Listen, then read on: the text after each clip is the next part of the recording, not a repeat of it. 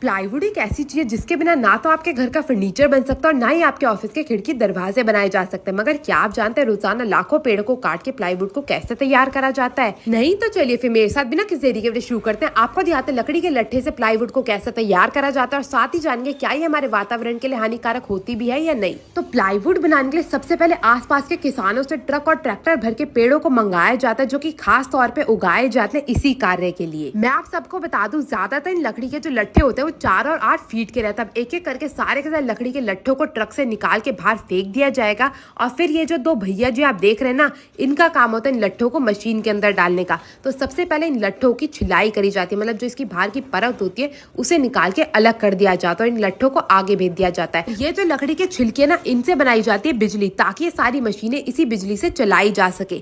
अब ये जो लकड़ी के डट्ठल बन के तैयार हुए थे ना, इनको भेजा जाएगा आगे की ओर और भेज दिया जाएगा दूसरी मशीन के अंदर। तो सबसे पहले एक एक करके इन्हें डाला जाता है दूसरी मशीन के अंदर।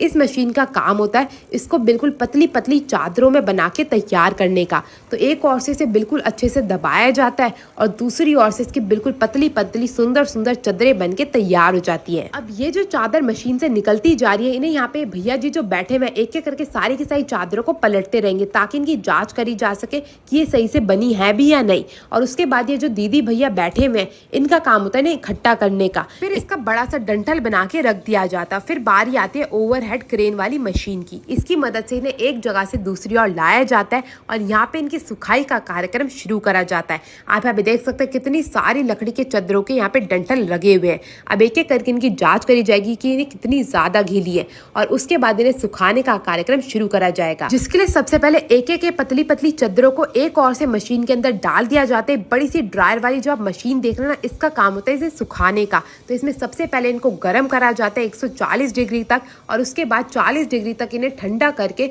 दूसरी ओर से निकाल लिया जाता है। इस कार्य में करीबन 1 घंटा लग जाता है। आप यहाँ पे देख सकते हैं सारी की सारी जो लकड़ी की चादर थी वो अच्छे से सूख चुकी है।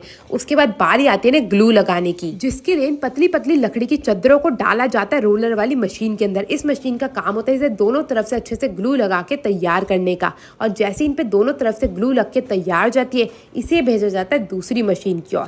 तो यहाँ पे आप देख सकते हैं सारी की सारी जो लकड़ी की चादर है उन पे ग्लू लग के तैयार हो चुकी है।